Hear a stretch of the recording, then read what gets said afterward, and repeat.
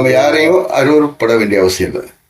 பொதுவாக வந்து தூய்மை இப்போ இருக்கிற அந்த சுத்தம் அப்படின்னு சொல்கிறாங்கல்ல, சுத்தமாக இருக்கிறது அப்படின்னு சொல்லிட்டு அடிக்கடி கை கழுவுறது, அதே மாதிரி அந்த வேக்சினேஷன்ஸ் யூஸ் பண்ணுறது, இந்த மாதிரி இதெல்லாம் பண்ணும்போது பிறரை வந்து அவங்க ஏற்றுக்கிறதுல தனக்குள்ளே ஏதோ குறை இருக்கிறதாக நினைக்கிறாங்க. அதனால தான் அந்த மீண்டும் மீண்டும் கைகளை கழுவுறது, அதே மாதிரி அடுத்தவங்களை குறை சொல்கிறதுலாம் பண்ணுறாங்க. அதுக்கு காரணம் தனக்குள்ள ஏதோ ஒரு குற்றத்தை அவங்க உணர்ந்துருக்கலாம். அப்போ அவங்க என்ன பண்ணணும்னா, அதை கைவிட்டுட்டு தன்னை ஏற்றுக்கணும், தன்னுடைய உணர்வுகளை ஏற்றுக்கணும், தன்னுடைய உணர்ச்சிகளை கட்டுப்படுத்தி உணர்வுகளை ஏற்றுக்கிட்டு அதை மேம்படுத்திக்கணும்.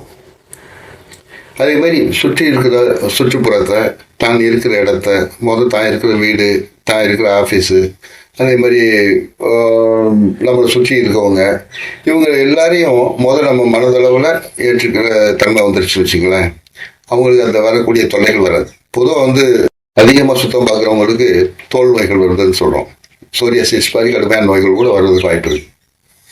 அப்போ அவங்க வந்து அந்த தன்னை ஏற்றுக்கிறது ரெண்டாவது தன்னை சுற்றி இருக்கிறத ஏற்றுக்கிறது, இந்த சூழலை ஏற்றுக்கிறது, இதெல்லாம் வந்து செய்ய ஆரம்பிச்சிட்டாங்கன்னா அவங்களுக்கு அந்த ஸ்கின் டிசீஸ் காணாமல் போயிடும். ரொம்ப நான் இது வரைக்கும் சோரியாசிஸ்க்கெலாம் மருந்து எல்லாமே நிறைய சுகமாக இருக்குது. அது என்னென்னா அவங்களுடைய மனநிலையை புரிஞ்சுக்கிட்டு சரி பண்ணுறது.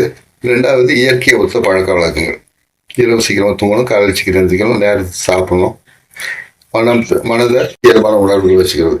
இது எவ்வளோ பெரிய நோயாக இருந்தாலும், குறிப்பாக அந்த ஸ்கின் டிசீஸில் வந்து ரொம்ப அருமையாக வேலை செய்யுது. மூச்சு சம்பந்தமான தொல்லைகள், மற்ற விஷயங்கள்ல இது அருமையாக வேலை செய்யுது. காரணம் என்னென்னா, இந்த தூய்மை வந்து உறுதியை கொடுக்கும். நம்ம வந்து அடுத்து பேச போகிறது வந்து உறுதிங்கிற நிலையை பற்றி. இந்த தூய்மையின் மூலமாக உறுதி கிடைக்குது. அந்த உறுதி தான் உங்களுக்கு முழுமையில் கொண்டு போய் சேர்க்கும். அதனால நம்ம வந்து அடுத்து பேசுவோம், உறுதியை பற்றி பேசுவோம். இந்த நம்மளுடைய உணர்வுகளை மேம்படுத்துறதும், அதை தொடர்ந்து நம்ம பழகிறதும் நமக்கு அவசியம் தேவை. இந்த சத்சங்கம் வந்து உங்களுக்கு அந்த பழக்கத்தை ஒவ்வொருத்தரோட இந்த பதிவுகளை அவங்கவுங்க அனுபவங்களை சொல்லும்போது நமக்கு ஒரு ஊக்கமாக இருக்கும். நிச்சயமாக இந்த சமூகத்தில் நம்மளை மாதிரி தேடிக்கிட்டு இருக்கவங்க நிறைய பேர் இருக்காங்க அப்படிங்கிற ஒரு உணர்வே நமக்கு வந்து ஒரு புத்துணர்ச்சியையும் ஒரு நம்பிக்கையும் கொடுக்கும். நமக்குள்ளே இருக்கிற